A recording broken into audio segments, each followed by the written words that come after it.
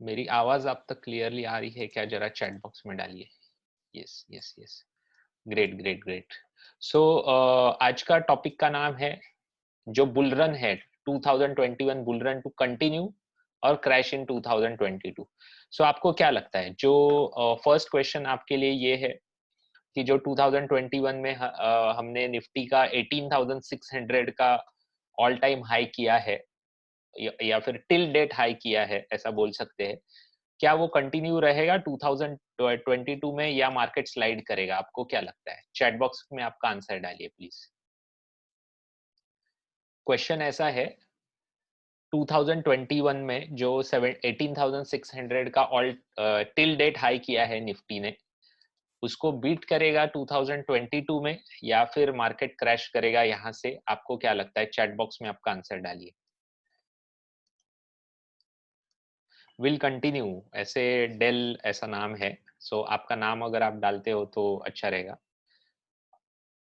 Not sure, Swapnil जी ने कहा है। Okay okay. सो टोटल 21 लोग हैं अभी तक। सो बेटर रिस्पांस मैं एक्सपेक्ट करता हूँ। सबको रिक्वेस्ट करता हूँ कि चैट बॉक्स में के मार्फत मुझे फीडबैक देते रहिए। डोंट नो, गणेश जी ने कहा है मई जून में करेगा ऐसे। Okay. Parth don't know. Okay. So answer मेरा यही है, ये वेबिनार का ऑब्जेक्टिव ये नहीं है कि प्रेडिक्ट करना। सबसे पहले, इस दुनिया में ऐसा कोई इंसान पैदा नहीं हुआ है जो मार्केट मूवमेंट प्रेडिक्ट कर सके। और बॉटम लाइन ये है, हमारा जो इन्वेस्टमेंट होता है उसको कोई फर्क नहीं पड़ना चाहिए निफ्टी 15,000 हो जाए 20,000 हो जाए, हमारा इन्वेस्टमेंट का जर्नी प्रॉपरली चलना चाहिए। सो वो कैसे करते हैं इसके ऊपर आज हम बात करने वाले। ऑब्जेक्टिव ये है, अगर आप ओपिनियन बनाते हो आपकी मीडिया की न्यूज देख के या मनी कंट्रोल सीएनबीसी देख के या इकोनॉमिक टाइम्स पढ़ के आप डिसाइड करते हो कहाँ पे इन्वेस्ट करना है, तो आपका हाल शायद यहाँ ऐसे हो सकता है।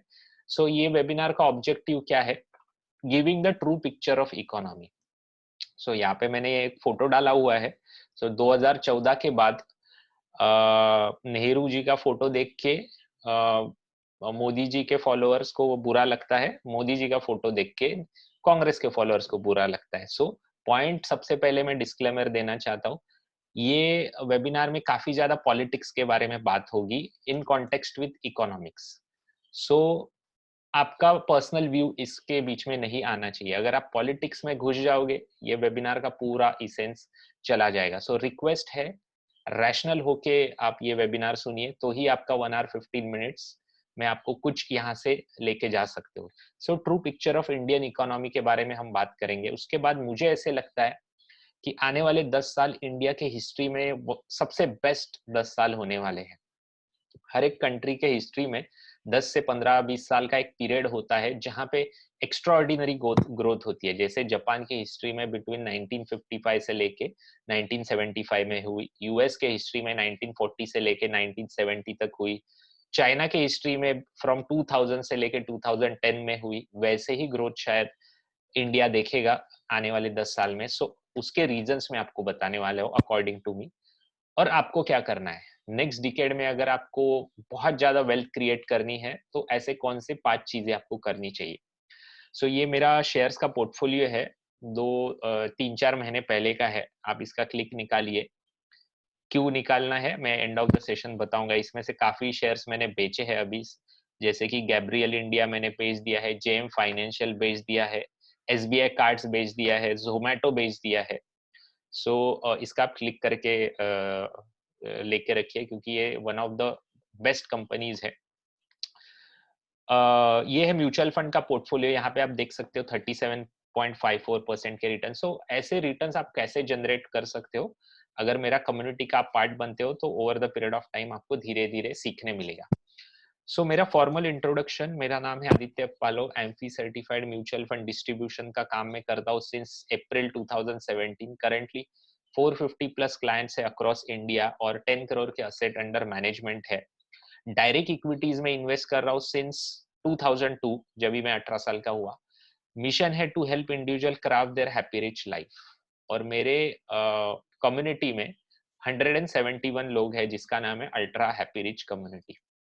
सो मेरे कम्युनिटी का ऑब्जेक्टिव क्या है, तो लोगों को हैप्पी रिच बनाना। सो हैप्पी रिच का मतलब अकॉर्डिंग टू मी ऐसे होता है, जो भी आपके फाइनेंशियल गोल्स हो, उसके लिए इनफ पैसा आपके पास होना चाहिए, तो ही आपका लाइफ हैप्पी हो सकता है। जैसे कि 5 इयर्स डाउन द लाइन आपको मर्सिडीज खरीदी करनी है, उसके लिए आपके पास इनफ पैसा है। 10 इयर्स डाउन द लाइन आपके नेटिव प्लेस में आपको बंगलो बनाना है, उसके लिए इनफ पैसा है। 15 साल के बाद आपके बच्चों को आपको फॉरेन यूनिवर्सिटी में भेजना है और उसके लिए इनफ पैसे आपके पास है, तो आपका लाइफ हैप्पी रिच बन सकता है। अगर आप भागते हो मल्टी बैगर स्टॉक ढूंढने के पीछे, म्यूचुअल फंड की स्कीम ढूंढने में जो सबसे बेस्ट रिटर्न्स दे उसके पीछे आप भागते हो, रियल इस्टेट की डील उससे उसमें जिसमें आपको बहुत ज्यादा रिटर्न्स मिल सकते हैं, ऐसे ढूंढने के पीछे आप भागते हो, तो अकॉर्डिंग टू मी आपका लाइफ हैप्पी रिच नहीं बन सकता है। So rather than becoming financially rich, you should always try to become happy rich. ये मेरे कम्युनिटी का ऑब्जेक्टिव है। सो स्टेप्स क्या है? तो 4 स्टेप्स है हैप्पी रिच बनने के। सबसे पहले आपको डेट फ्री होना चाहिए।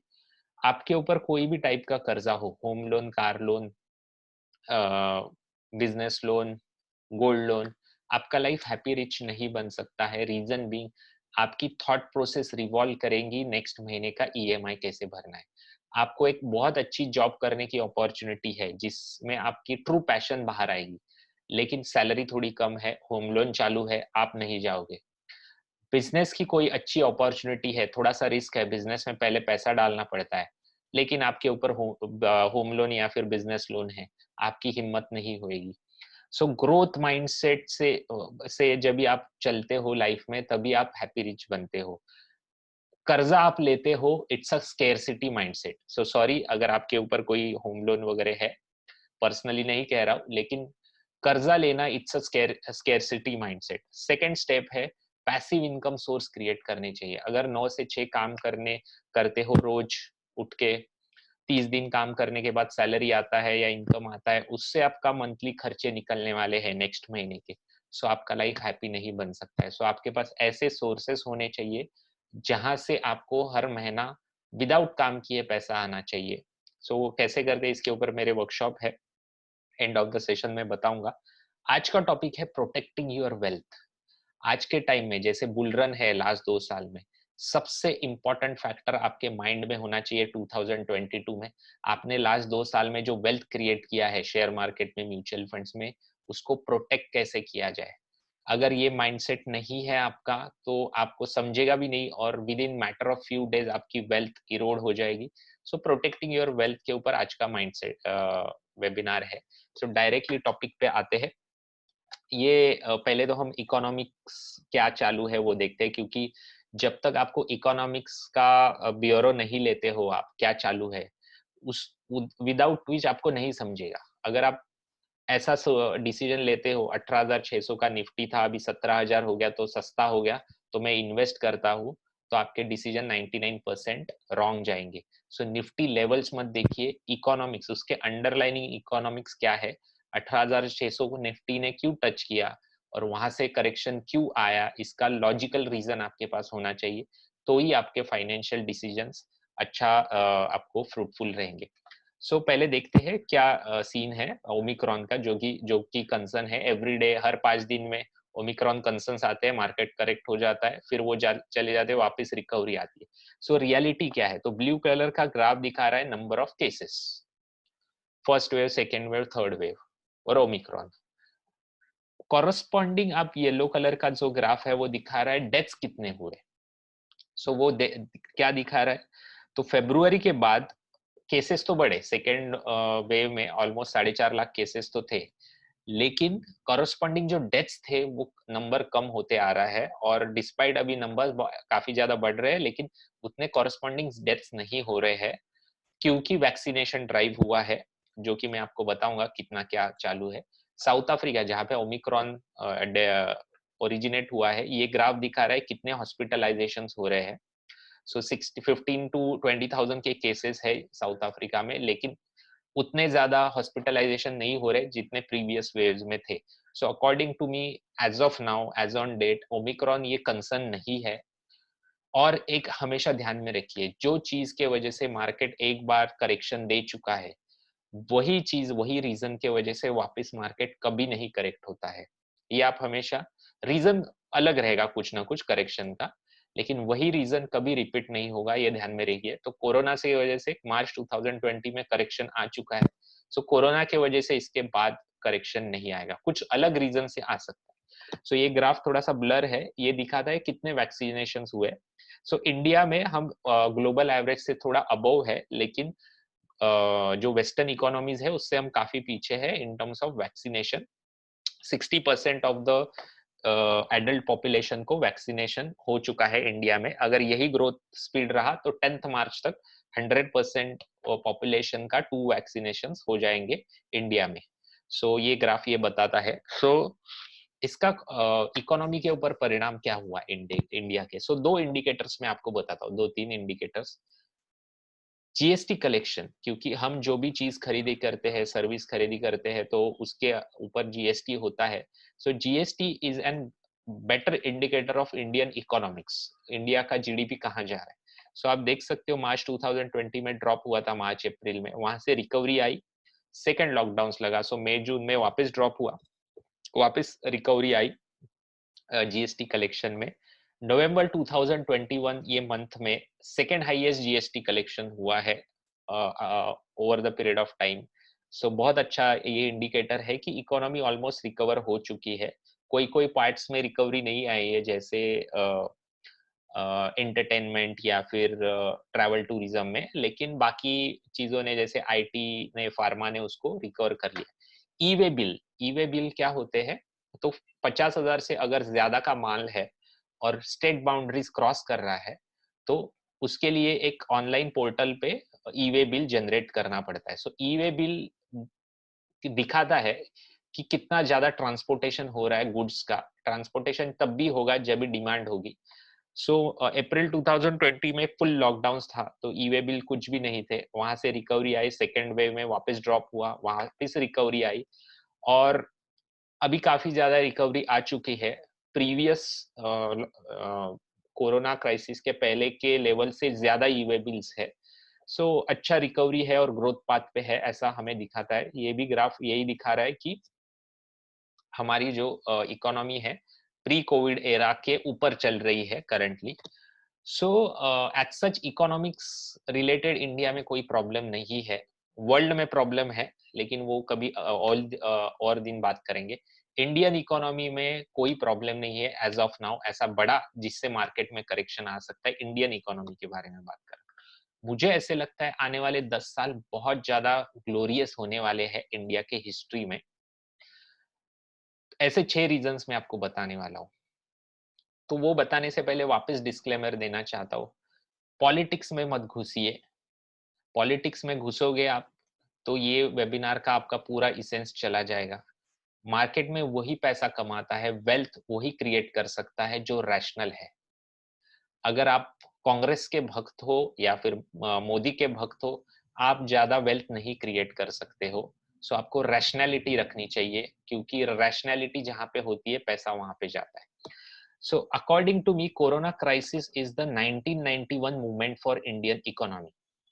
सो आप में से कितने लोगों को ये लेफ्ट हैंड साइड वाले जेंटलमैन जो है, जो इंडिया के प्राइम मिनिस्टर रह चुके हैं, according to me one of the best prime minister of India, modern India, क्योंकि नेहरू उनको तो हमने देखा नहीं है, नेहरू और गांधी, इंदिरा गांधी को। So best prime minister of India, modern India, ऐसा मुझे लगता है। कितने लोगों को पता है इनका नाम, ये लेफ्ट हैंड साइड वाले जो प्राइम मिनिस्टर है, left hand side, right hand side.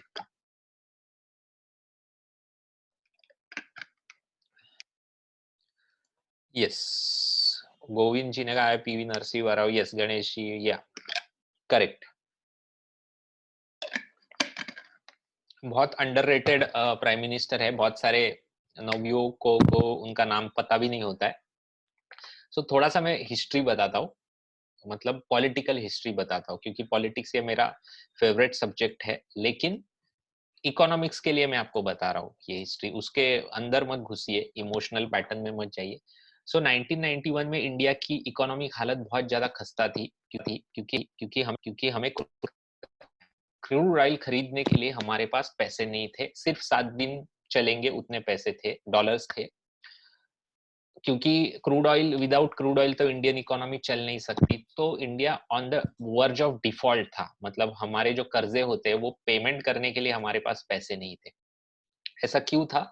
तो 1989 टू 1991 ये 2 साल में 2 प्राइम मिनिस्टर चेंज हुए, और जो 1989 टू 1991 ऐसे 2 साल जो गवर्नमेंट थी वो खिचड़ी गवर्नमेंट थी, जिसमें लेफ्ट भी था और बीजेपी भी था। तो आप सोच सकते हो, अगर आपको पॉलिटिक्स पता है, लेफ्ट और बीजेपी एक साथ आएंगे तो कैसा गवर्नमेंट चलाएंगे। सो ऐसी गवर्नमेंट थी जिससे बहुत इकोनॉमिक डिजास्टरस चीजें घटी, और 1991 के इलेक्शंस अनाउंस हुए। जैसे ही इलेक्शन अनाउंस हुए, प्रचार चालू था, 2-3 राउंड्स हो गए थे, राजीव गांधी की हत्या हो गई चेन्नई में। सो और इलेक्शंस खत्म हुए, और कांग्रेस को फर्स्ट टाइम माइनॉरिटी, मतलब मेजोरिटी नहीं आया, 244 सीट्स आए, 272 मेजोरिटी लगता है। सो फर्स्ट टाइम कांग्रेस की माइनॉरिटी गवर्नमेंट बननी थी, और विदाउट गांधीज बनने वाली थी। सो ये 1990s का एरा है जहां पे विदाउट गांधीज सोचना इंडियन पॉलिटिक्स ये बहुत डिफिकल्ट था 1990s में। आज तो अलग है चीज, लेकिन 1990s में। सो कांग्रेस में मंथन हुआ कि अभी किसको प्राइम मिनिस्टर बनाया जाए। सो नरसिंह राव ये एमए थे इकोनॉमिक्स में, इकोनॉमिक्स की बहुत उनको ये थी, अस्ट्यूट पॉलिटिशियन थे, लेकिन रिटायर हो चुके थे, आंध्र से थे, साउथ से थे। सो उनको वापस बुलाया गया क्योंकि उनको 9 लैंग्वेजेस आती है। सो इंडिया जैसी डाइवर्स कंट्री को कनेक्ट कर पाएंगे ऐसी सोच थी। सो वो वापिस आए, प्राइम मिनिस्टर बने। उन्होंने सबसे बेस्ट चीज किया जिसको हमें थैंक करना चाहिए, क्योंकि आज जो हम वर्ल्ड की फिफ्थ सिक्स लार्जेस्ट इकोनॉमी बने हैं, उसके पीछे बहुत बड़ा हाथ है नरसिंह राव जी का, क्योंकि उन्होंने फाइनेंस मिनिस्टर बनाया एक इकोनॉमिस्ट को, मनमोहन सिंह को, जिनको कोई पॉलिटिकल बैकग्राउंड नहीं था, जिसमें कांग्रेस की बहुत पॉलिटिकल जो कैपिटल थी यूज हो गई। आज कांग्रेस का जो हाल है पॉलिटिक्स वाइज, वो यही डिसीजन है, क्योंकि फाइनेंस मिनिस्टर हमेशा पॉलिटिशियन होना चाहिए, लेकिन वो टाइम इंडिया की गरज ऐसी थी कि एक इकोनॉमिक्स फाइनेंस मिनिस्टर होना चाहिए था। सो जिससे एलपीजी हुआ, लिबरलाइजेशन, ग्लोबलाइजेशन, प्राइवेटाइजेशन। अगर आज ये वेबिनार में कोई उसके बाद जन्मे हुए लोग हैं तो उनको पता नहीं होगा कि अगर एमटीएनएल का फोन चाहिए तो 6 महीने का वेटिंग हुआ करता था 1991 में। 2 ही गाड़ियां होती थी, फियाट और एम्बेसिडर। आज कितने मल्टीपल चॉइसेस अवेलेबल है। मैं जहाँ पे रहता था वो पूरे बिल्डिंग में सिर्फ हमारे पास फोन था, टेलीफोन। सो ऐसे इंडिया था, और आज हम कहाँ पे पहुंच चुके हैं, due to liberalisation, globalisation and privatisation. मुझे ऐसे लगता है 2020 का ये जो कोरोना क्राइसिस है, जिसमें ये गवर्नमेंट ने, प्रेजेंट गवर्नमेंट ने जो डिसीजंस लिए हैं, वो हमें आने वाले 10 साल में बहुत ज्यादा अच्छा इंडिया दिखाने वाले हैं। मैं बीजेपी का फॉलोअर नहीं हूँ, ना मैं मोदी जी को फॉलो करता हूँ, ना मैं कभी बीजेपी को वोट करने वाला हूँ लाइफ में। सो वापस बताना चाह रहा हूँ कि पॉलिटिक्स में मत घुसिए। कोई भी गवर्नमेंट हो, कांग्रेस बीजेपी, वही करती है जब भी डंडा पड़ता है, क्योंकि फर्स्ट 5 साल इन्होंने वेस्ट किए अकॉर्डिंग टू मी, बहुत फालतू डिसीजंस लेने में। लेकिन कोरोना का डंडा पड़ा और ये डिसीजंस बाहर आए। सबसे पहला था इवैक्यूएटिंग द स्टेट, मतलब बहुत सारे ऐसे बिजनेसेस है जहां पे इंडियन गवर्नमेंट अटकी पड़ी है। फॉर एग्जाम्पल एयर इंडिया, जो कि अभी करंटली बेचा। एयर इंडिया को 8,000 crore rupees government of India every साल देती थी, क्योंकि वो लॉस मेकिंग कंपनी थी। आप सोचिए 140 करोड़ की इंडिया है, उसमें से एयर इंडिया की सर्विसेज कितना लोग यूज करते हैं? 50 लाख लोग। एक मैं ऐसे ही जस्ट नंबर बता रहा हूँ। सो 50 लाख लोग यूज करते हैं, उसके लिए 8,000 करोड़ हर साल गवर्नमेंट देती है। कहाँ से देती है? जब भी आप पार्ले जी के बिस्किट खरीदी करते हो, गरीब लोग पार्ले जी के बिस्किट खरीदी करते हैं, आप और मेरे जैसे, उसके ऊपर जीएसटी भरते हैं, वहां से 8,000 करोड़ आता है। पेट्रोल के ऊपर जो टैक्स लगता है, वहां से 8,000 करोड़ आता है, लेकिन उसका बेनिफिशियरी कौन है? सिर्फ 50 लाख लोग। सो ऐसे जो बिजनेसेस है, लॉस मेकिंग इनइफेक्टिव बिजनेसेस, वहां से गवर्नमेंट को निकलना चाहिए।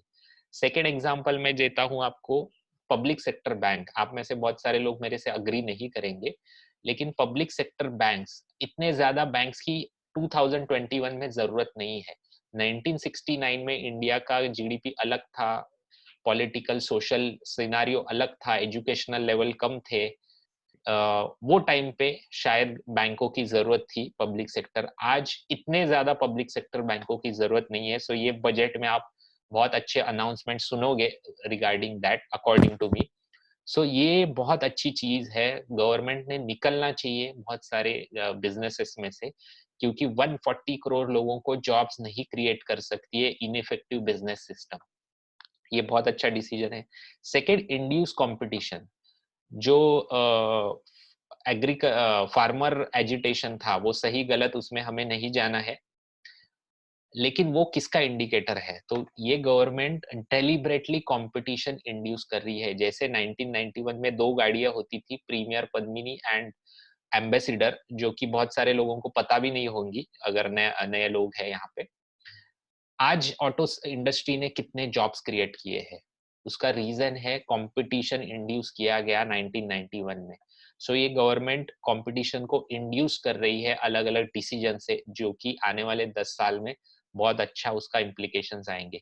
आरबीआई इसके पहले मतलब 2012 से पहले क्या करता था? ग्रोथ को कंट्रोल करता था, जीडीपी बाय वेरियस डिसीजंस। लेकिन रघुराम राजन के बाद क्लियर कट अभी आरबीआई का ऑब्जेक्टिव है इन्फ्लेशन टारगेटिंग। सो इन्फ्लेशन टारगेटिंग से क्या होता है? ग्रोथ आती है। वेस्टर्न वर्ल्ड में हमेशा सेंट्रल बैंक इन्फ्लेशन टारगेटिंग करती है।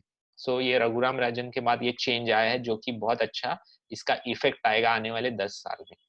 First time in the history ये जो गवर्नमेंट है, जो मैं कॉन्ग्रेचुलेट करना चाहता हूँ, कि मैं बीजेपी वोटर नहीं हूँ, वापस मैं आपको बताने वाला हूँ ना 2024 में मैं ये गवर्नमेंट को वोट करने वाला हूँ। फिर भी ये गवर्नमेंट को कॉन्ग्रेचुलेट करना चाहिए ये डिसीजन के लिए, क्योंकि इन्होंने अपना इकोनॉमिक्स सप्लाई साइड पे किया है। दो टाइप के इकोनॉमिक्स होते हैं, सप्लाई साइड, डिमांड साइड। इनका पहले का रिजीम भी डिमांड साइड पे काम करता था। डिमांड साइड मतलब क्या है?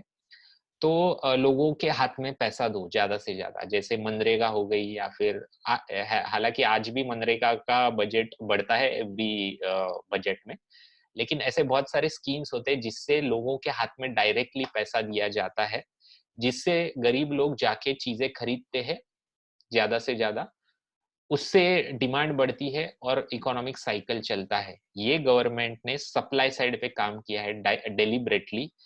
PLI and NIP. पीएलआई मतलब क्या है? Production link incentive scheme. First time in the history, अगर आप अच्छे प्रोडक्ट बनाते हो, मैन्युफैक्चर करते हो, तो गवर्नमेंट ऑफ इंडिया आपके बैंक अकाउंट में पैसा देगी, उसका इंसेंटिव। जिससे क्या होगा? आप और ज्यादा अच्छे प्रोडक्ट्स बनाने की कोशिश करो। एनआईपी प्रोग्राम क्या है? National infrastructure pipeline. मतलब गवर्नमेंट बहुत ज्यादा पैसा खर्चा करने वाली है रोड्स, इंफ्रास्ट्रक्चर बिल्डिंग पे, जिससे क्या होता है? बाहर की कंपनियां अट्रैक्ट होती है यहाँ पे, बिजनेस बढ़ता है। बिजनेस बढ़ता है तो जॉब्स क्रिएट होते हैं, जॉब्स क्रिएट होते हैं तो इनकम लेवल बढ़ता है। इनकम लेवल बढ़ता है तो लोग ज्यादा चीजें खरीदते हैं, डिमांड बढ़ता है और इकोनॉमिक साइकिल चलता है। सो ये सप्लाई साइड इकोनॉमिक्स है, ये वेस्टर्न वर्ल्ड का है। इंडिया में फर्स्ट टाइम हुआ है 2020 के बाद, ड्यू टू कोरोना का डंडा पड़ा ये गवर्नमेंट के ऊपर। Subsidy burden has reduce from, ऐसे हमें लगता है ये एक पॉलिटिकल गिमिक है कि सब्सिडी बहुत ज्यादा दिया जाता है, लेकिन ऐसा नहीं है। 2005 के बाद सब एवरी गवर्नमेंट ने धीरे धीरे ये सब्सिडी बर्डन कम कर दिया है, और इंडियन इकोनॉमी पे अभी सब्सिडी बर्डन सिर्फ जीडीपी के 1% है। सो ये हमारी कंसर्न नहीं है। सो कौन से 6 फैक्टर्स है जो हमें एक बहुत खुशहाल इंडिया बनाने वाले हैं नेक्स्ट 10 इयर्स में? सबसे पहला, best tax rates in the world. अगर आपको पता होगा सितंबर 2019 में ये गवर्नमेंट ने, अगर आप नया मैन्युफैक्चरिंग यूनिट डालते हो तो आपको 15% का टैक्स लगता है। अगर आपका ओल्ड मैन्युफैक्चरिंग यूनिट है या कॉर्पोरेट टैक्स 35% से 25% पे रिड्यूस हो गया, जो कि हम अभी कंपेरेबल है हमारे काउंटर पार्ट से। सो इससे क्या हो रहा है? ज्यादा से ज्यादा बाहर से कंपनियां यहाँ पे अट्रैक्ट हो रही है। Factor number 2, ease of doing business. So आप अगर फेसबुक पे देखते हो और पॉलिटिक्स को फॉलो करते हो तो बीजेपी का मीडिया सेल बहुत इसके ऊपर फोकस करता है, ईज ऑफ डूइंग बिजनेस। लेकिन 2005 2004 के बाद successively ease of doing business हुआ है, लेकिन अभी बहुत ज्यादा अच्छी तरीके से हुआ है। कैसे? मैं आपको एक फैक्टर बताता हूँ यहाँ पे। 2000 कोई भी ट्रक होता है, मतलब जो ट्रांसपोर्टेशन करता है, 2011 में एवरेज 300 किलोमीटर चलता था एक ट्रक। आज एक ट्रक एवरेज चलता है 500 किलोमीटर। सो इससे क्या हुआ है? ज्यादा ट्रांसपोर्टेशन, ज्यादा गुड्स, जो ट्रांसपोर्टेशन कॉस्ट थी वो कम हो गई। ऐसा क्यों हुआ है? जीएसटी के वजह से हुआ है। क्योंकि पहले कैसे होता था, एवरी स्टेट बाउंड्री पे ट्रक रुकता था, जिसके वजह से टाइम भी ज्यादा लगता था, कॉस्ट भी बढ़ता था। आज जीएसटी के वजह से ट्रक को कहीं भी रुकना नहीं पड़ रहा है, सो ज्यादा ट्रांसपोर्टेशन हो रहा है। इसका परिणाम देखिए आप, 2015 में लॉजिस्टिकल कॉस्ट होती थी कोई भी प्रोडक्ट में 5.8%, आज लॉजिस्टिकल कॉस्ट है 4.7%। सो ये जो रिडक्शन हुआ है ना 1% का, ये प्रॉफिटेबिलिटी बढ़ा रही है कंपनियों की। वो प्रॉफिटेबिलिटी डाल के, मतलब वही पैसा डाल के और मैन्युफैक्चरिंग यूनिट लग सकते हैं, जॉब बढ़ सकता है, जॉब बढ़ने से इनकम बढ़ सकता है, और ये जीएसटी का जो बेनिफिट है उसका इम्पैक्ट आपको जीडीपी में ऐसे तरीके से दिखेगा। तो ये ईज ऑफ डूइंग बिजनेस है, एक वन ऑफ द फैक्टर मैंने आपको दिखाया। ऐसे बहुत सारे फैक्टर्स प्ले आउट कर रहे हैं और गवर्नमेंट को स्कोप है इसमें काम करने की, लेकिन 15-20 साल पहले जितना डिफिकल्ट था उतना आज डिफिकल्ट नहीं है बिजनेस करना। Factor number 3, geopolitical reset. So हमारे मीडिया ने, जिसके ऊपर मैं बिल्कुल बिलीव नहीं करता हूँ, ऐसा फैलाया है कि चाइना में कोरोना की उत्पत्ति हुई है, और वर्ल्ड में भी ऐसा लगता है लोगों को। सो यूरोप में इसका बहुत ज्यादा इम्पैक्ट आया है और यूएस में। लेकिन कोरोना से बाहर निकलने के लिए यूरोप को और यूएस को मदद किसने किया? तो चाइना में जो प्रोडक्ट्स मैन्युफैक्चर होते हैं, जो इंस्ट्रूमेंट्स होते हैं या दवाइयाँ होती है, रॉ मटेरियल बनता है दवाइयों के लिए, वो चाइना में बनता है। सो इसके वजह से एक सेंटिमेंट है वर्ल्ड में, चाइना प्लस वन, हम चाइना के ऊपर डिपेंड नहीं रह सकते हैं। सो हमें डाइवर्सिफाई करना चाहिए। ये एक्चुअली चालू है 2012 से, लेकिन कोरोना ने इसको बूस्ट किया है। सो इसका इंडिया बेनिफिशियरी हो सकता है। अगर लास्ट 5 साल में आप देखो, फ्रॉम 16 टू 2021, हमारा एक्सपोर्ट के लिए हम कभी भी जाने नहीं गए हैं, लेकिन नेक्स्ट 10 ईयर्स में आप देखोगे मैन्युफैक्चरिंग एंड एक्सपोर्ट्स के लिए इंडिया जाना जाएगा, जैसे चाइना जाना जाता है करंटली। सो आप देख सकते हो 8% CAGR ग्रोथ हुई है हमारे एक्सपोर्ट में लास्ट 5 साल में, जो कि इंडिया जैसे इकोनॉमी के लिए बहुत अच्छी है। वर्ल्ड एवरेज 7% की ग्रोथ है, लेकिन इंडिया ने 8% की है। तो चाइना प्लस वन का हम बेनिफिशियरी हो सकते हैं। सबसे बड़ा बेनिफिशियरी है वियतनाम और ताइवान, लेकिन इंडिया जैसे इकोनॉमी के लिए 8% CAGR ग्रोथ इन एक्सपोर्ट्स, ये गुड नंबर है, लेकिन इसमें और ज्यादा अपॉर्चुनिटी हमारे गवर्नमेंट के पास है। और एक रीजन मैं आपको बताता हूँ, चाइना प्लस वन का हम बेनिफिशियरी क्यों बन सकते हैं, और आने वाले 10 साल में क्यों मैन्युफैक्चरिंग और एक्सपोर्ट हब बन सकते हैं। तो रेड कलर का ये जो ग्राफ है ना, ये बता रहा है चाइना की वर्किंग पॉपुलेशन, जो 2019 में पीक आउट हो चुकी है और वो डिक्रीज होते जाएगी आने वाले टाइम। इंडिया की working population, thanks to Rajiv Gandhi government, ये पीक होते रहेगी 2050 तक। सो कोई भी बाहर की कंपनी इंडिया में जब भी मैन्युफैक्चरिंग लगाती है या आती है, तो क्या सोचती है? तो उनको चीप लेबर चाहिए। तो आज के दिन में चाइना में चीप लेबर नहीं है, इंडिया में चीप लेबर है। प्लस सेकंड क्या सोचती है, जो भी प्रोडक्ट मैन्युफैक्चर करूंगा या सर्विस दूंगा, वो खरीदने के लिए लोग तो चाहिए। तो इंडिया में सबसे ज्यादा वर्किंग पॉपुलेशन होने के कारण ये इंडिया में ज्यादा लोग हैं, चाइना में कम लोग होते जाएंगे, वर्किंग पॉपुलेशन कम होती जाएगी। सो ये बड़ा बेनिफिशियरी है। फैक्टर नंबर 4, 5, 6 बताने से पहले जरा फीडबैक चाहूंगा, अभी तक का सेशन आपको कैसे लग रहा है? इंटरेस्टिंग लग रहा है? चैट बॉक्स में डालिए इंटरेस्टिंग। अगर डिफिकल्ट लग रहा है तो चैट बॉक्स में डालिए डिफिकल्ट। दिलीप जी ने कहा है कांट हियर यू, मतलब मेरी आवाज आपको नहीं आ रही है। सो मैं चैट बॉक्स में डालिए जरा, मेरी आवाज प्रॉपरली आ रही है क्या?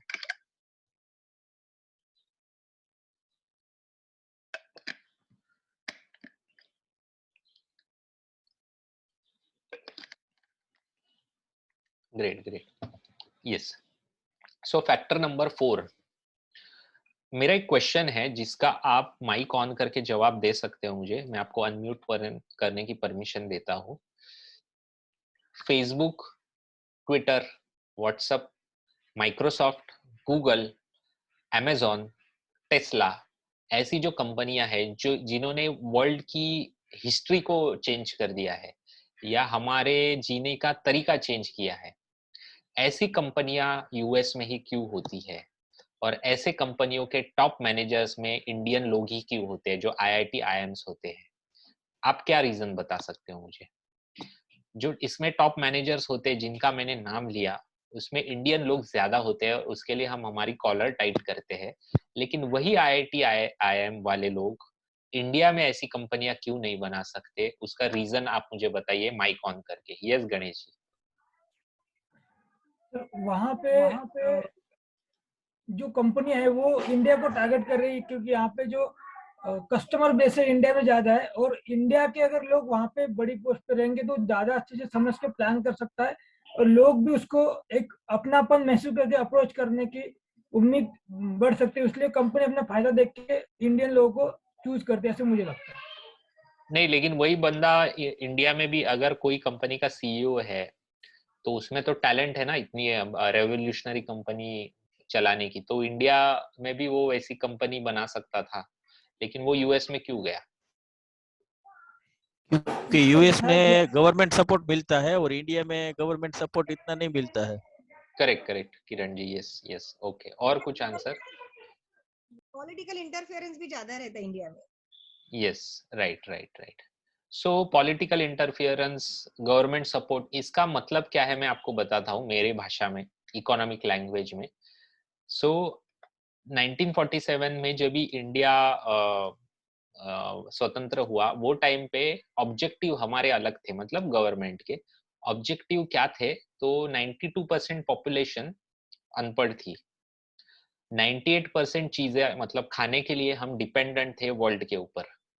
सो हमें ऐसी कंट्री बनानी थी जो खुद मैन्युफैक्चर करे, एजुकेशन लेवल बढ़ाने थे, तो जो प्रायोरिटीज थी गवर्नमेंट की वो अलग थी। तो इसका परिणाम क्या हुआ? आज हम वर्ल्ड की 5वीं 6वीं इकोनॉमी बन चुके हैं।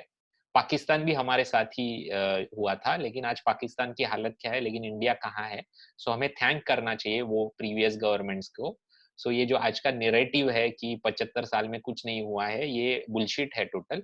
लेकिन इसका इकोनॉमिक इम्पैक्ट क्या हुआ वो टाइम?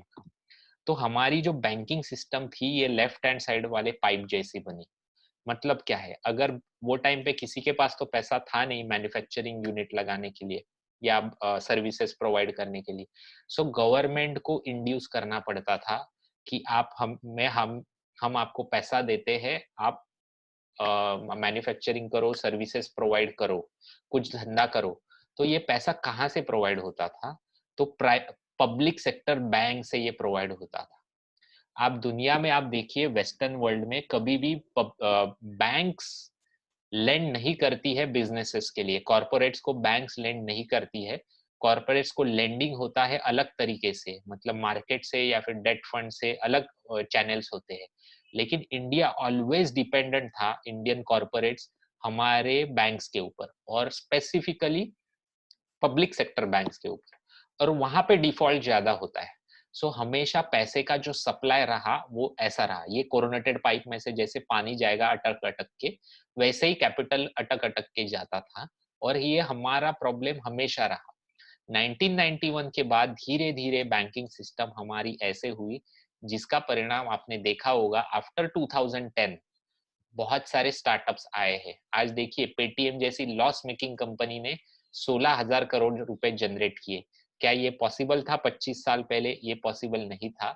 इसलिए बहुत सारा टैलेंट यूएस में जाता था। आज आप उल्टा देखोगे, क्योंकि बैंकिंग सिस्टम हमारी धीरे धीरे क्लीन हो रही है, यहाँ पे स्टार्टअप्स आ रहे हैं, और 10 इयर्स डाउन द लाइन शायद हमारे इंडिया में से एक अमेजोन बने, फेसबुक बने, या फिर ट्विटर या व्हाट्सएप बने। बैंकिंग सिस्टम रिफॉर्म्स हुए हैं जो कि नेक्स्ट 10 इयर्स में अनफोल्ड होंगे। Factor number 5, crude oil. Left hand side पे मैंने एक फोटो डाला है। 1947 के बाद हमेशा हमें 3% लगान देना पड़ता था, 3, 3.5, 4% ईरान को। क्योंकि क्रूड के लिए हम हमेशा डिपेंडेंट रहे हैं, क्योंकि हमारे पास उतना क्रूड बनता नहीं है जितना मिडल ईस्ट से या ईरान स्पेसिफिकली से आता है हमारे पास। तो जीडीपी का 3.5% हमें बाकायदा पैसा देना पड़ता था ईरान को, जो कि धीरे धीरे कम हुआ है। उसका जियो पॉलिटिकल रीजन है। सबसे बड़ा क्रूड ऑयल का कंजम्पशन कौन करता है? यूएस। लेकिन 2015 के बाद उनको उनके नॉर्थ अमेरिका में उनको बहुत बड़े साठे स्टोरेज मिले हैं क्रूड ऑयल्स के, जिसके वजह से उनका मिडल ईस्ट से डिपेंडेंट कम हुआ है और क्रूड ऑयल की प्राइसेस कम रहे हैं। और यूएस की जो कंपनियां हैं क्रूड ऑयल मैन्युफैक्चर करने वाली, वो प्रॉफिटेबल कभी होती है, वो जब भी क्रूड ऑयल $60 to $80 के बीच में होता है तभी होती है। सो डेलिबरेटली क्रूड ऑयल के प्राइसेस इसके बीच बीच में मैनेज किए जाते हैं 2015 के बाद, और इसका सबसे बड़ा बेनिफिशियरी इंडिया है, क्योंकि जब भी 75 से कम रहेंगे क्रूड ऑयल के प्राइसेस, इंडियन कॉर्पोरेट्स की प्रॉफिटेबिलिटी हमेशा बढ़ती है। आप देखिए इंडियन मार्केट्स के बुल रन कभी आए हैं जब भी crude oil prices between 60 to 75% के बीच में रहे हैं। सो ये बहुत बड़ा एडवांटेज है, क्योंकि 1% drop in crude oil spending reflects into $30 billion। ये $30 billion जब जो बचते हैं क्रूड ऑयल प्राइसेस 1% गिरने से, ये कहाँ पे स्पेंड होते हैं? सो पीएलआई एंड एनआईपी स्कीम में यूज होते हैं। सो ये जो गवर्नमेंट है बहुत बेनिफिशियरी है ये जियोपॉलिटिकल रीसेट की। फैक्टर नंबर 6, कॉस्ट एफिशिएंसी जुगाड़। मार्च 2020 में जब भी मार्केट 4 लोअर सर्किट लगे और 7600 का निफ्टी हुआ था, उसका रीजन क्या था कि ये कोरोना का अगर लॉकडाउन चलते रहे कैसे अनफोल्ड होगा पता नहीं, कॉर्पोरेट प्रॉफिटेबिलिटी कैसे होगी पता नहीं, लेकिन बाय डिफॉल्ट हम जुगाड़ू होते हैं। सो हमने जुगाड़ कर लिया। Work from home culture, Indian IT industry world के आईटी इंडस्ट्रीज के कंपैरिजन में 95% एफिशिएंसी में चली थी फर्स्ट लॉकडाउन्स में। जो डिजिटलाइजेशन हुआ, अभी स्टेट बैंक ऑफ इंडिया ने एक बहुत अच्छी चीज की, मतलब मैं आपको मेरा एक्सपीरियंस बताता हूँ।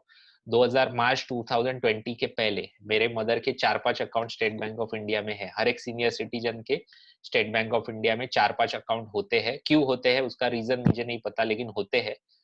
हर महीना में जाके बाकायदा वो पासबुक भर के आता था लाइन लगा के, और वो हर टाइम वहां पे झगड़ा।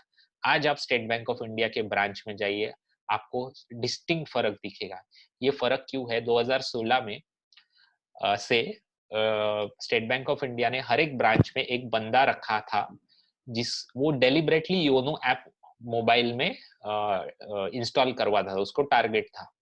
कोई यूज नहीं करता था। 2020 के बाद मेरी मदर भी योनो ऐप यूज करने लगी है और वहां की गर्दी कम हुई है। सो ऐसे डिजिटलाइजेशन फोर्स्ड हुआ, जिसका हम बेनिफिशियरी होने वाले हैं। लेब इसका और भी इकोनॉमिक इम्पैक्ट है, लेकिन आज टाइम नहीं है उतना बताने के लिए कि डिजिटलाइजेशन का क्यों बेनिफिट होता है। अगर आप कैश यूज करते हो तो इंडियन इकोनॉमी को प्रॉब्लम होता है, इतना ध्यान में रखिए। आप डिजिटली पेमेंट करते हो, इंडियन इकोनॉमी बढ़ती है। देशभक्ति का काम है 2014 के बाद वाली लैंग्वेज यूज करूँ तो। लेबर एफिशिएंसी हैज इंक्रीज, बहुत सारे लेबर रिफॉर्म्स हुए हैं, हालांकि इसको बहुत रेजिस्टेंस है, लेकिन अकॉर्डिंग टू मी सबका भला है। लेबर एफिशिएंसी अगर बढ़ती है, लेबर लॉस ट्वीक होते हैं तो इसका परिणाम क्या हुआ, तो मैं आपको लेके चलता हूँ 1 साल पहले।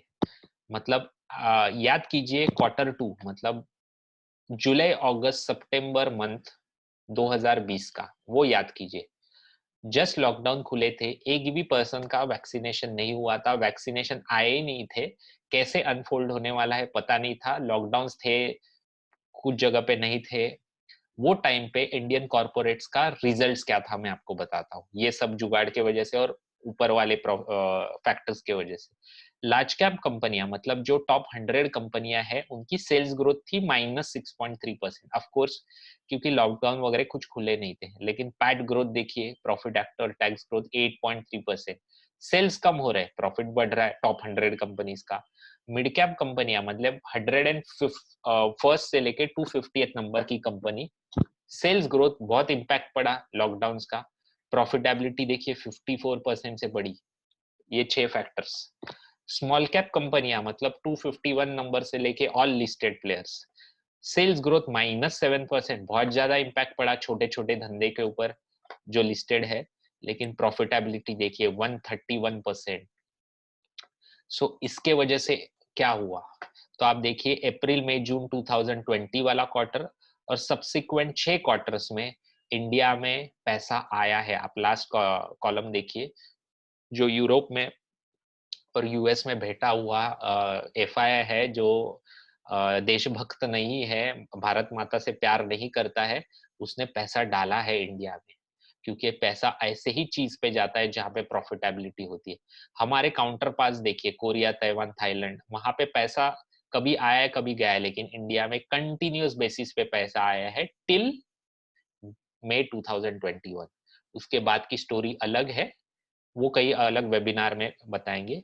आज के वेबिनार का ये ऑब्जेक्टिव था कि कैसे ये 6 फैक्टर्स आपको इंडियन मार्केट्स में अनफोल्ड हो रहे हैं लास्ट 2 साल में, और 7600 के निफ्टी से आज एक 18,600 तक निफ्टी आया था।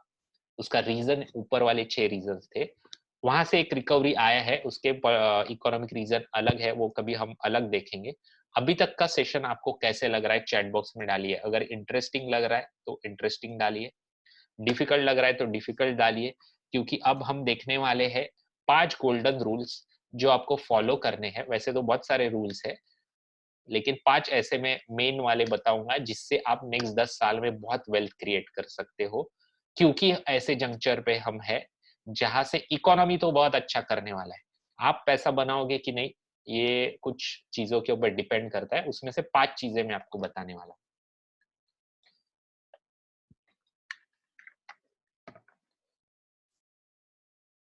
यस,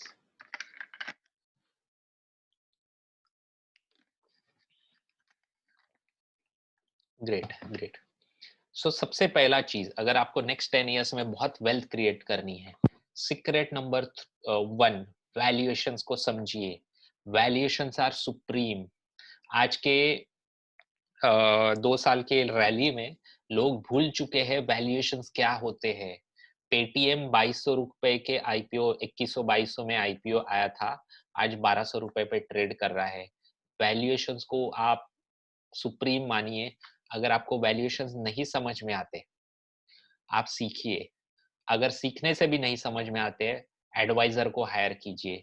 1% बचाने के लिए डायरेक्ट प्लान में म्यूचुअल फंड में इन्वेस्ट करके आप नेक्स्ट 10 इयर्स में वेल्थ नहीं बना सकते हो, क्योंकि वैल्यूएशन समझना इंपॉर्टेंट है। रियल इस्टेट में के फिजिकल रियल इस्टेट में इन्वेस्ट करने के मतलब 1 BHK 2 BHK 3 BHK में इन्वेस्ट करने के अगेंस्ट क्यों मैं हूँ, उसके अगेंस्ट में हूँ, रीजन है वैल्यूएशन समझना बहुत डिफिकल्ट है रियल इस्टेट में। मेरे बाजू वाले बिल्डिंग में 2 BHK का रेट है 2 करोड़ रुपया, मेरे बिल्डिंग में 2 BHK का रेट है 1.5 करोड़ रुपया। ऐसा क्यों है? इसके कोई पैरामीटर्स अवेलेबल नहीं होते हैं, डिफिकल्ट है। इसके लिए वैल्यूएशंस को आप समझिए। अगर आप आपकी इन्वेस्टमेंट करते हो, एचडीएफसी बैंक ने लास्ट 20 साल में बहुत अच्छे रिटर्न्स दिए हैं, इसके लिए मैं एचडीएफसी बैंक खरीदूंगा, 10 साल होल्ड करूंगा, आपका पैसा नहीं बनने वाला है। हीरो मोटर कॉर्प ने लास्ट 10 साल में बहुत अच्छे रिटर्न दिए, इसलिए मैं हीरो मोटर कॉर्प आज खरीदी करता हूँ, 10 साल तक रखता हूँ, मुझे बहुत अच्छे रिटर्न्स मिलेंगे। ऐसी अगर आपकी इन्वेस्टमेंट स्टाइल है, आपको कभी पैसा ये मार्केट में नहीं बनोगे। पॉइंट है, रेयर व्यू मिरर इन्वेस्टिंग नहीं चलता है, वैल्यूएशंस आप समझिए। म्यूचुअल फंड का एक छोटा एग्जांपल देता हूं मैं, कैसे लोग म्यूचुअल फंड्स में इन्वेस्ट करते हैं, उसमें से आप भी हो सकते हो। ऑफ कोर्स आपको पता नहीं होगा इसलिए। 2007 दिसंबर में ये स्कीम्स थे। इंडियन मार्केट्स 3 साल की एक वन वे बुल रन से चल रहा था, बहुत खुशहाली थी मार्केट्स में, किसी को पता नहीं था जनवरी 2008 से मार्केट करेक्ट होगा। रेयर व्यू इन्वेस्टिंग कैसे होता है, टॉप 10 रिटर्न वाइज ये स्कीम्स थे, उनके आप ये देखिए रिटर्न्स लास्ट 3 साल के। लोगों ने इन्वेस्ट किया, नेक्स्ट 3 इयर्स के बाद रिटर्न्स कितने रहे, यही स्कीम्स के आप देख सकते हो यहाँ पे।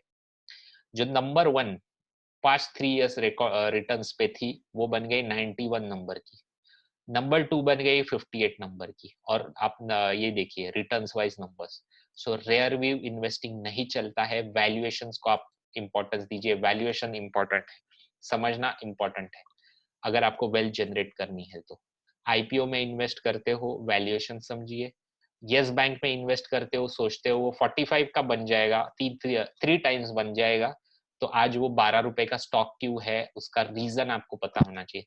सीक्रेट नंबर 2, अगर आपको लगता है कि 100% इक्विटी में पैसा डाल के आप वेल्थ जनरेट कर सकते हो, ये एग्जांपल आप सुनिए अमर अकबर एंथनी का। आप में से कितने लोगों ने ये सुना नहीं है, चैट बॉक्स में डालेंगे यस, अमर अकबर एंथनी। ये एग्जांपल अगर आपने सुना नहीं है तो चैट बॉक्स में डालिए यस, नहीं तो आप बोर हो जाओगे क्योंकि बहुत बार मैंने ये रिपीट किया है एग्जांपल।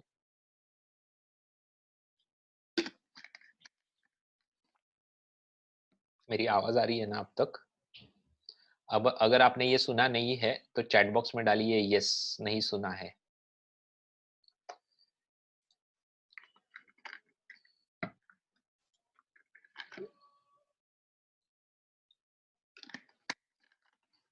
Yes, okay.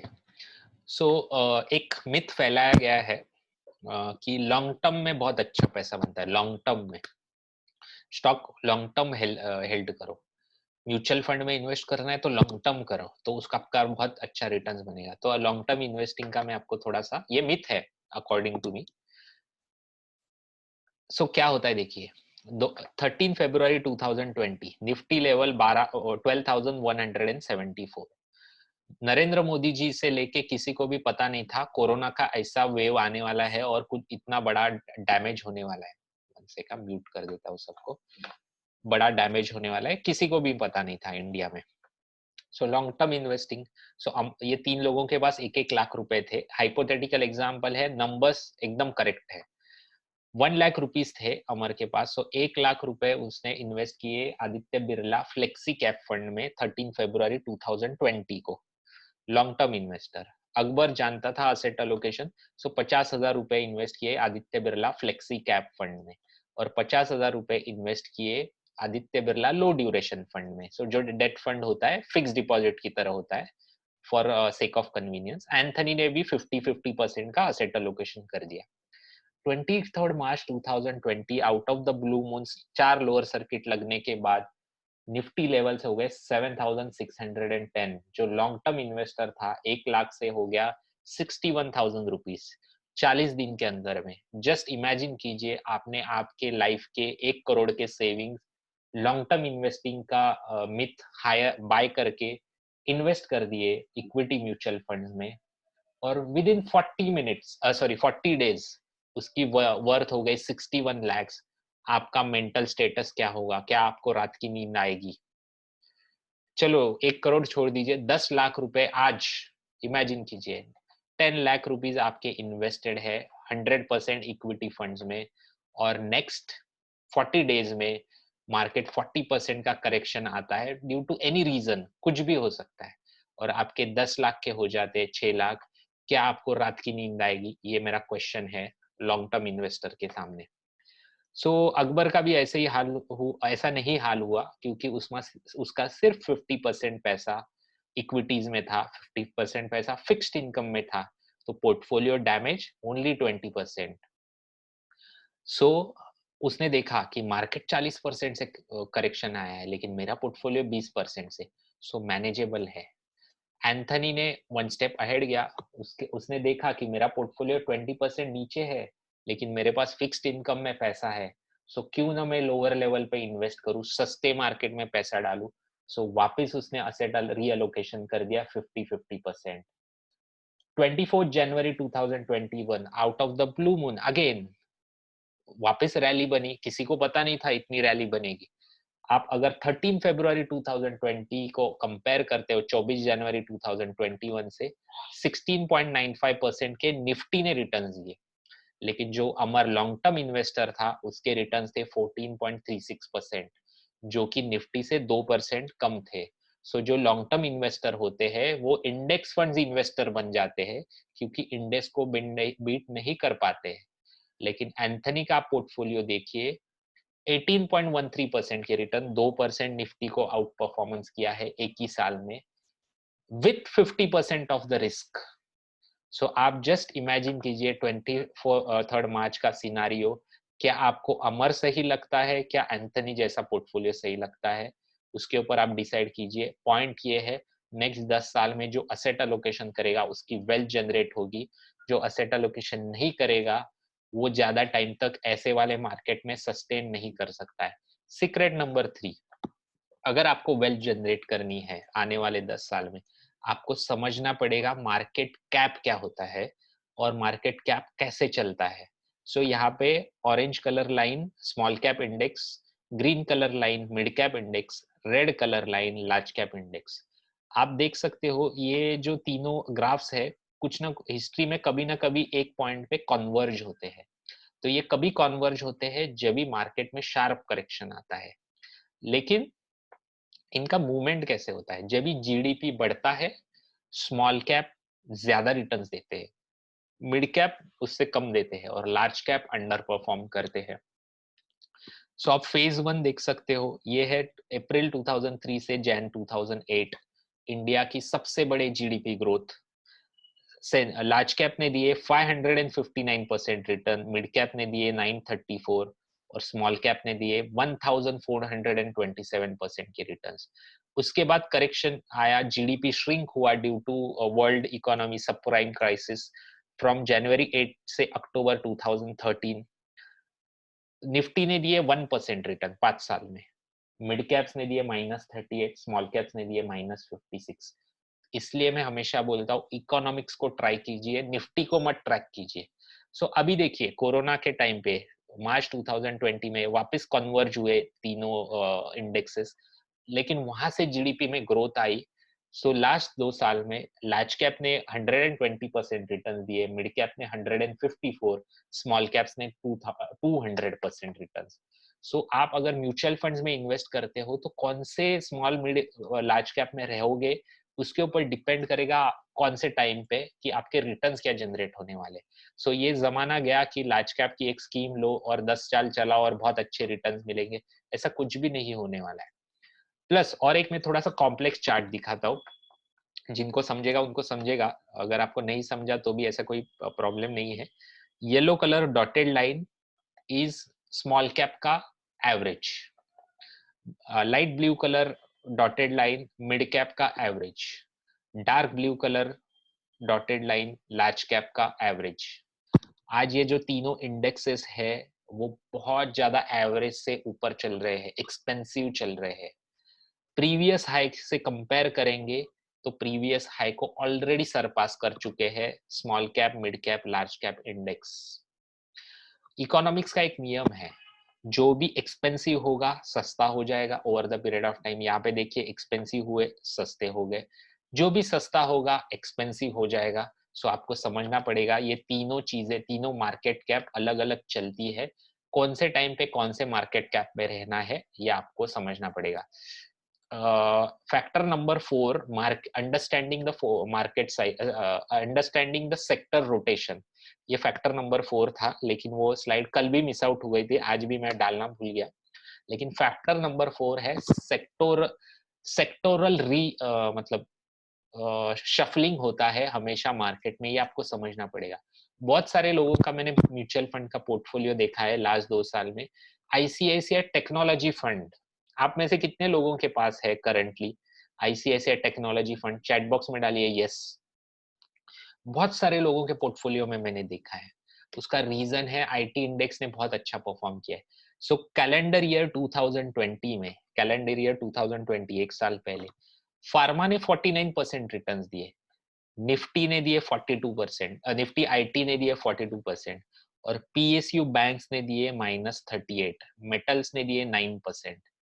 ये साल में आप देख सकते हो पीएसयू बैंक जिन्होंने -38 दिए थे ये साल में 45% दे दिए। पावर बिल्कुल परफॉर्म नहीं किया था 2020 में, ये साल 72% के रिटर्न्स दिए। फार्मा जो बहुत अच्छा परफॉर्म किया था 2020 में, आज सिर्फ 5%, ये साल सिर्फ 5% के रिटर्न। तो सेक्टर रोटेशन होते रहता है। सो आपका पोर्टफोलियो आपको अकॉर्डिंगली और रोटेट करना पड़ेगा। अगर आप ये कर सकते हो खुद से ग्रेट, अगर नहीं कर सकते हो एडवाइजर को हायर कीजिए। डायरेक्ट प्लान 1% बचाने से आपकी वेल्थ नहीं जनरेट होती है, ये एक मिथ है। सो सेक्टर रोटेशन, मार्केट साइकिल्स अलग अलग होते हैं. So yes, Tata technology fund, इसके बाद आईसीआईसीआई टेक्नोलॉजी फंड, ऐसे बहुत सारे फंड्स हैं जो बहुत सारे लोगों के पोर्टफोलियो में है. तो समझना पड़ेगा कि आईटी इंडेक्स ने 2 साल बहुत अच्छा परफॉर्म किया है. मुझे नहीं पता अभी ये 2022 में कैसा परफॉर्म करेगा. सेम वे अलग अलग असेट क्लास भी अलग अलग चलते हैं. जैसे ये कैलेंडर ईयर वाइज हर असेट क्लास ने कितने रिटर्न्स दिए. सो 2010 में गोल्ड ने बेस्ट परफॉर्म किया, 2011 में गोल्ड ने बेस्ट परफॉर्म किया. लोग कभी इन्वेस्ट करते हैं 2011 में, पास्ट रिटर्न्स देखेंगे और बोलेंगे अभी गोल्ड 80,000 होने वाला है. सो इन्वेस्ट करेंगे. उसके बाद 2012, 13, 14, 15, 16 गोल्ड अंडर परफॉर्मर रहा. सो 5 साल लगे इन्वेस्ट रिटर्न्स आने के लिए. सो मार्केट साइकिल्स में चलता है, तो साइकिल्स आपको समझना जरूरी है. सीक्रेट नंबर 5, अगर आपको ये 10 साल में वेल्थ क्रिएट करनी है और हैप्पी बनना है, फाइनेंशियल प्लान क्रिएट कीजिए. कोई मल्टी बैगर स्टॉक आपके लिए वेल्थ जनरेट नहीं कर सकता है, ना आपको हैप्पीनेस दे सकता है. कोई म्यूचुअल फंड की सबसे बेस्ट परफॉर्म करने वाली स्कीम आपके लिए हैप्पीनेस नहीं जनरेट कर सकती है. फाइनेंशियल प्लान हैप्पीनेस जनरेट कर सकता है. कैसे? अगर मुझे at the age of 45 retire होना है, तो मुझे मेरे पास एग्जैक्ट कैलकुलेशन होना चाहिए कि 45 में मेरे पास कितनी वेल्थ होनी चाहिए, कितना पैसिव इनकम होना चाहिए, so that till the age of 90 मेरा लाइफ सिक्योर हो फाइनेंशियली. विदाउट काम किए हुए मेरे पास पैसा आना चाहिए, उसका कैलकुलेशन होना चाहिए. प्लस अगर मैं 30 साल का हूँ तो 30 से लेके 45 तक हर साल मुझे कितना इन्वेस्ट करना चाहिए, ये कैलकुलेशन पहले आपके पास होना चाहिए. उसके बाद आप सोचिए मल्टी बैगर स्टॉक या म्यूचुअल फंड्स की या इंश्योरेंस के बारे में. अगर आप प्रोडक्ट के बारे में सोचोगे, एवरीडे आपको नए प्रोडक्ट दिखेंगे, एवरीडे मल्टी बैगर स्टॉक होते हैं. आज के मार्केट में भी मल्टी बैगर स्टॉक है, निफ्टी ऊपर है. आप एनआईआईटी देखिए, वर्धमान टेक्सटाइल देखिए, आने वाले टाइम में शायद मल्टी बैगर बन जाएंगे. सो एवरी टाइम अपॉर्चुनिटी रहती है, ऐसा कुछ नहीं है कि अपॉर्चुनिटी जाएगी. फाइनेंशियल प्लान इंपॉर्टेंट है. सो आज का सेशन कितने लोगों को वैल्यूएबल लगा, चैट बॉक्स में डालिए वैल्यूएबल. अभी सिर्फ मैं 5 मिनट लेने वाला हूँ आपके.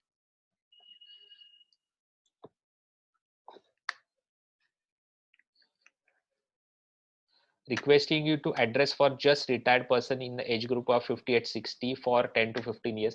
केशव जी, मैं आंसर देता हूँ, मुझे 5 मिनट दीजिए, मेरा खत्म करने दीजिए सब, फिर मैं आपको बताता हूँ.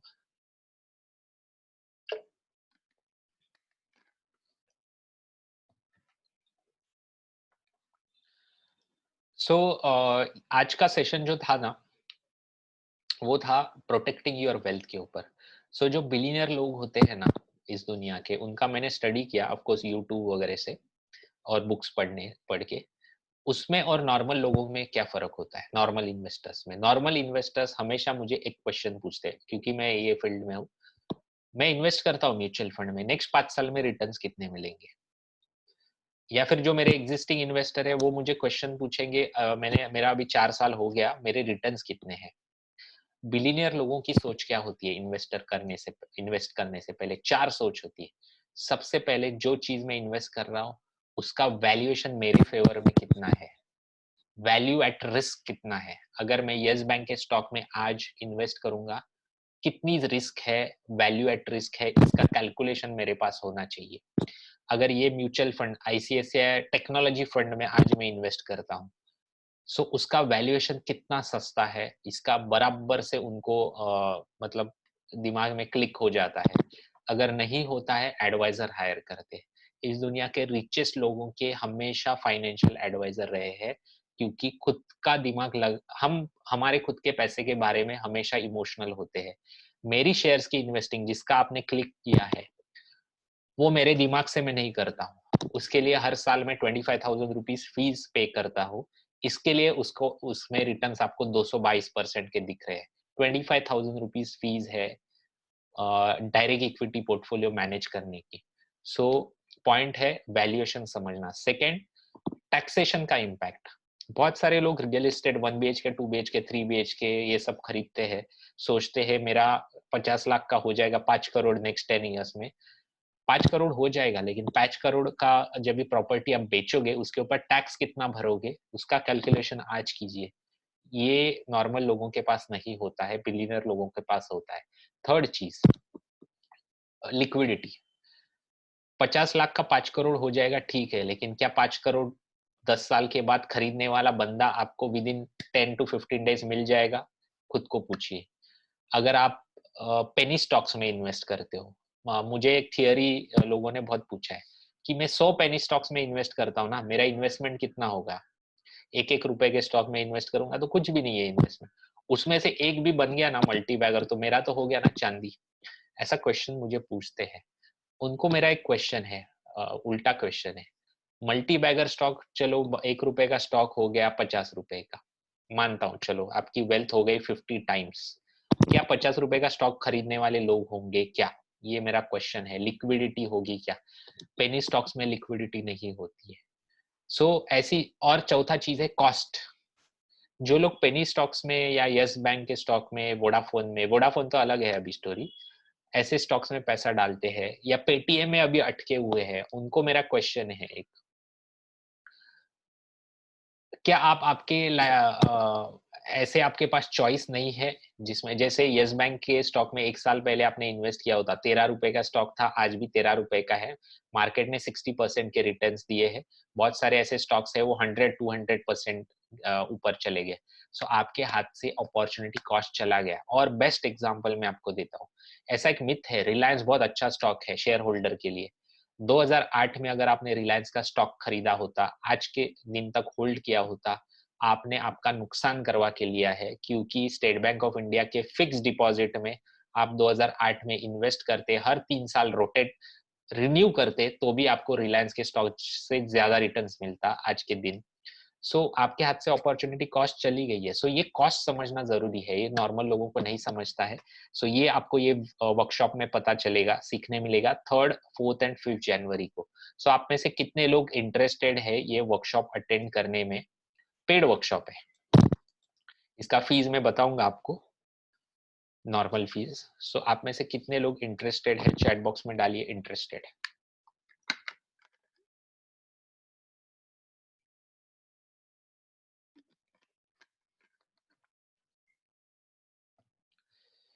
Okay, great. इसकी नॉर्मल फीस है, ये आप देख सकते हो क्या क्या सीखने मिलेगा इसमें। म्यूचुअल फंड पोर्टफोलियो के स्ट्रेटजीज प्रोटेक्शन करने के लिए, रियल इस्टेट, जो भी लोग है ऑलरेडी मेरे कम्युनिटी के मेंबर्स, उनको भी मैं रिक्वेस्ट करूंगा कि ये वर्कशॉप अटेंड कीजिए फॉर रियल इस्टेट पोर्टफोलियो, कैसे आपको प्रोटेक्ट करना है। उसमें एक बहुत अच्छी आइडिया है। अगर आप 1 BHK, 2 BHK, 3 BHK खरीदते हो, लैंड खरीदते हो, तो अभी ऐसे बहुत सारे इन्वेस्टमेंट्स आए हैं जहाँ पे डे 1 से आपको गारंटेड अराउंड 7 to 8% का IRR का रेंट मिलता है, तो वो आपको समझेगा इसमें। इसकी नॉर्मल फीस है 3000 रुपीज। एंड तक बने रहिए। अभी मैं ये 3000 रुपीज में आपको क्या क्या बोनसेस मिलेंगे, 8 चीजें मिलेंगी, वो बताता हूँ। और एंड ऑफ द सेशन में 15 मिनट्स का विंडो दूंगा, जिसमें आपको 3000 से भी और डिस्काउंट दूंगा। वो कितना डिस्काउंट है उसके लिए रुकिए। Bonus number 1, secrets of debt free life. अगर आप कर्जे में अटके हुए हो, होम लोन में स्पेसिफिकली, तो वहां से कैसे बाहर आना है, ये आपको सीखने मिलेगा। आप कर्जा मुक्त हो, आपके ऊपर कर्जा नहीं है, लाइफ टाइम डेट फ्री कैसे लेना है, ये सीखने मिलेगा।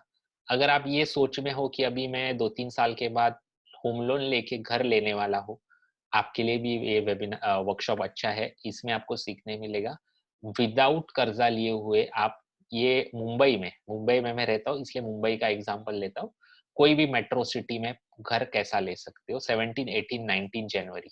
बोनस नंबर 2, अगर आपको अर्ली फाइनेंशियल रिटायरमेंट चाहिए एट द एज ऑफ 45-50, कहाँ पे इन्वेस्ट करना चाहिए, टू द पॉइंट आपको आंसर मिलेगा। म्यूचुअल फंड्स, तो कौन से म्यूचुअल फंड में, कैसे, शेयर्स में तो कैसे, रियल इस्टेट में तो कैसे, इसका आंसर मिलेगा फर्स्ट, सेकंड, 3rd फरवरी को, सेम वर्कशॉप पैटर्न जूम पे। द बिलियनियर प्लेबुक, जो कि होने वाला है 3rd, 4th, 5th जनवरी। इसके साथ बहुत सारे आपको कैलकुलेटर्स मिलते हैं, जैसे बाय वर्सेस रेंट हुआ, prepayment versus investment, retirement calculator, 5 strategies of getting rid of home loan early, ये सब आपको मिलेंगे। उसकी कॉस्ट 7000 है, फ्री ऑफ कॉस्ट मिलेंगे आपको। Bonus number 5 market outlook session, जैसे आज मैंने पहले आपको इकोनॉमिक्स बताया थोड़ा सा शॉर्ट में, फिर उसका इम्प्लीकेशन कैसे हुआ, ये एवरी मंथ आपको मार्केट आउटलुक सेक्शन में भी ऐसा मिलेगा। सो अगर आप निफ्टी देखते हो या सेंसेक्स देखते हो, 62,000 का सेंसेक्स अभी 55,000 हुआ तो सस्ता हुआ तो मैं इन्वेस्ट करता हूँ, ऐसे हैप्पैजार्ड वे में नहीं, इकोनॉमिक्स समझिए, उसके ऊपर आपको इन्वेस्टमेंट डिसीजन आप ले सकते हो। ऐसे 12 सेशंस आप अटेंड कर सकते हो, क्योंकि ये जो फीस मैं आपसे ले रहा हूँ 1 साल के लिए वैलिड होगा। बोनस नंबर 6, ऐसे बहुत सारे products due to technological advancements everyday basis पे आ रहे हैं, P2P lending is one of them. So ऐसे इनोवेटिव जो प्रोडक्ट्स होते हैं उसके बारे में बाहर से कोई मैं एक्सपर्ट बुलाता हूँ, जो कि जनवरी महीने में एक ऐसा सेशन होने वाला है। सो 4 सेशंस ये अटेंड कर सकते हो, क्योंकि क्वार्टरली ये वंस होता है। फेसबुक का ग्रुप है, मतलब ये जो भी पेड वेबिनार्स होते हैं वो ये फेसबुक के ग्रुप में अपलोड किए जाते हैं। इसमें सिर्फ उनको ही एंट्री मिलता है जो पेड मेंबर्स होते हैं। Bonus number 8 smart investor series, हर मंथ एक सेशन होता है जिसमें आपको स्मार्ट इन्वेस्टर कैसे बनना है। 31 दिसंबर को ये मंथ का स्मार्ट इन्वेस्टर सीरीज होने वाला है, जिसमें ऐसी चीजें जो आपको नेक्स्ट 5 साल में बहुत हेल्प कर सकती है आपकी वेल्थ जनरेट करने में। जैसे लार्ज कैप फंड में आप इन्वेस्ट करते हो तो तुरंत रोक दीजिए, क्योंकि आपकी वेल्थ नहीं जनरेट होगी नेक्स्ट 5 इयर्स में, अपॉर्चुनिटी कॉस्ट निकल जाएगी। इंडेक्स फंड्स में आप इन्वेस्ट करते हो, तुरंत रोक दीजिए, नेक्स्ट 5 इयर्स में आपके हाथ से अपॉर्चुनिटी कॉस्ट चली जाएगी। सो ये सब सीखने मिलेगा स्मार्ट इन्वेस्टर सीरीज में, monthly once 12 sessions. So ultra happy rich community circle है जिसके 171 मेंबर्स है, 3 workshops, tool kits, Facebook group का मेंबरशिप 1 ईयर के लिए, market outlook session 12 sessions, expert knowledge series 4 sessions and smart investor series 12 session. 26,000 worth है, 3,000 rupees fees है। Next 15 minutes में मैं आपको एक लिंक देने वाला हूँ जिसपे और भी डिस्काउंट देने वाला हूँ। उसके पहले जरा मुझे बताइए आप में से कितने लोग इंटरेस्टेड है ultra happy rich community circle का 1 ईयर का मेंबरशिप लेने के लिए।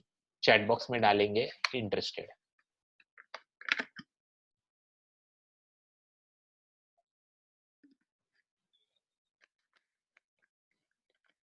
फिर मैं आपको लिंक दूंगा जो कि 15 मिनट्स के लिए एक्टिव होगा।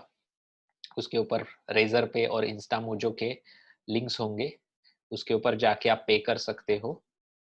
जैसे आप पे करोगे विद इन नेक्स्ट 15 मिनट्स मेरे पर्सनल मोबाइल से आपको एक लिंक आएगा फेसबुक ग्रुप का, उसको आपको ज्वाइन करना है। So within next 15 minutes अगर ultra happy rich community circle का आप फीस पे करते हो तो ना आपको 26,000 ना 3,000, आपको सिर्फ पे करना है 1999 2,000 रुपीज, जो कि आपकी एक वीकेंड की कॉस्ट है।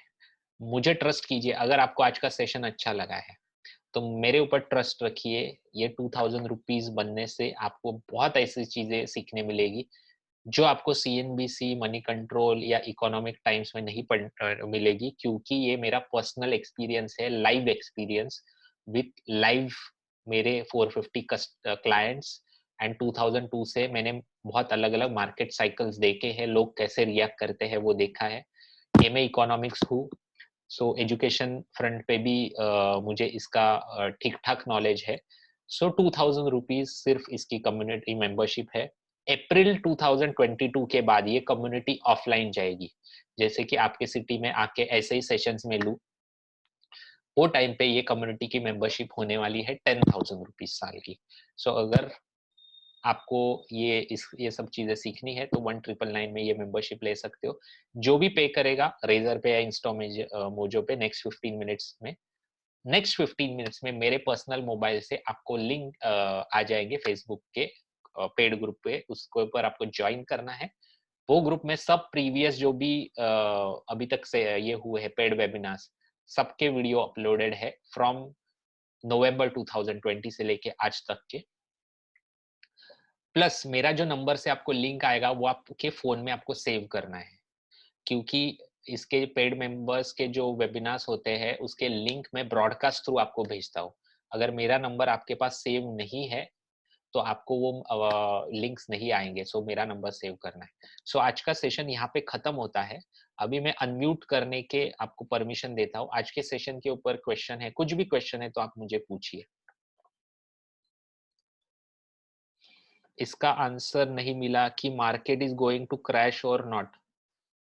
आपका नाम क्या है वो डालिए जरा, क्योंकि आपका दिख रहा है Realme 3 ऐसा दिख रहा है।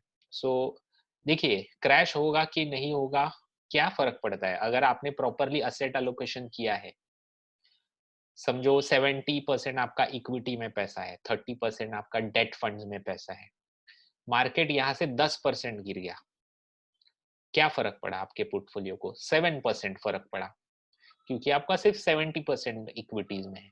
लेकिन आपके पास अपॉर्चुनिटी है 30% जो फिक्स्ड इनकम में पैसा है, वापस रिबैलेंस कर दीजिए, सस्ते में खरीद लीजिए। सो आपको खुश होना चाहिए 10% नीचे चला गया तो।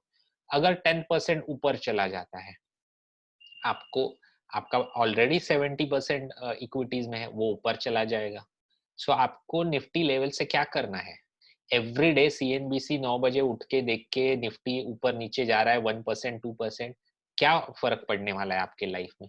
आपका लाइफ सिर्फ अनहैप्पी होगा, इतना मैं आपको बोल सकता हूँ। अगर आप निफ्टी सेंसेक्स लेवल ट्रैक करते हो, CNBC देखते हो, आप वेल्थ नहीं जनरेट कर सकते। वॉरेन बफे का आप देखिए, हिस्ट्री पढ़िए उसके बारे में। वो ज्यादा बिजनेस चैनल्स नहीं देखते। रिच रिच मतलब जो फाइनेंशियल मार्केट से रिच हुए ना, वो कभी फाइनेंस ये CNBC नहीं देखेंगे, क्योंकि इस पे आज 99% तो सब झूठी चीजें रहती है। सो मैं आपको बताता हूँ और एक एग्जांपल देता हूँ। 2007 में मार्केट पीक पे था, कौन सी कंपनियों के बारे में चर्चा होती थी? नागार्जुना कंस्ट्रक्शन,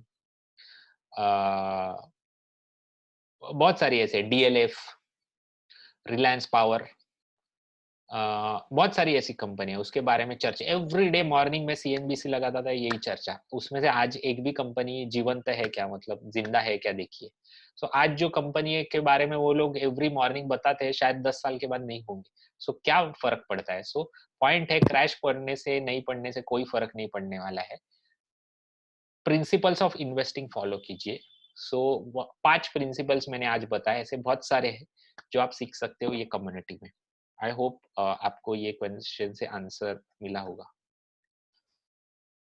और कुछ क्वेश्चन तो माइक ऑन करके आप पूछ सकते हो। जिन्होंने भी पे किया है उनको नेक्स्ट 15, जैसे वेबिनार खत्म होता है 15 मिनट्स में मेरे पर्सनल मोबाइल से मैसेज आ जाएगा। केशव जी ने पूछा है, requesting you to address for just retired person in the age group of 58 to 60 for 10 to 15 years period.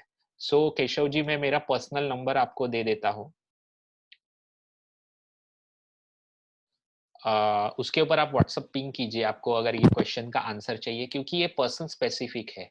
हर एक का माइंडसेट अलग होता है, हर एक के लाइफ सिचुएशंस अलग होते हैं। किसी को पेंशन होता है, किसी को at the age of 60 still financial responsibilities होती है। सो ये पर्सन स्पेसिफिक है। सो आपके लिए मैं ऐसा जनरलाइज आंसर नहीं दे सकता हूँ। आपके लिए स्पेसिफिक आंसर आपको मिलेगा, मेरे नंबर पे आप पिंग कर सकते हो। और कुछ क्वेश्चंस? आप जो व्हाट्सएप ग्रुप का पार्ट बने हो ना, उसका आप पार्ट बने रहिए। वो सिर्फ मार्केटिंग वाला ग्रुप नहीं है, उसमें बहुत यस कुछ क्वेश्चंस। सो उसमें बहुत सारे वैल्यू एडिशंस भी होंगे over the period of time.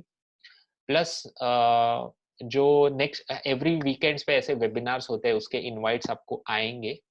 सो आप वो इनवाइट्स आपके फ्रेंड्स को व्हाट्सएप ग्रुप पे या फेसबुक ग्रुप पे भेज सकते हो, जिससे ज़्यादा से ज़्यादा लोगों को ऐसे वेबिनार्स का फ़ायदा उठाने को मिल सकता है। प्लस पेड वेबिनार्स में वो आ सकते हैं। So thank you very much. आज का session, I hope is this infinite period membership 1 year membership? Keshav ji, 1 year membership from the date of, मतलब आपने जैसे ही स्टार्ट किया है उससे 1 महीने 1 साल तक चलते रहेगी। Sir please summarise it because I missed it. Balbir ji, WhatsApp group का पार्ट हो तो उसके ऊपर मेरा ये रिकॉर्डेड वीडियो अपलोड कर दूंगा इवनिंग तक, वो आप देख सकते हो डिटेल में। ओके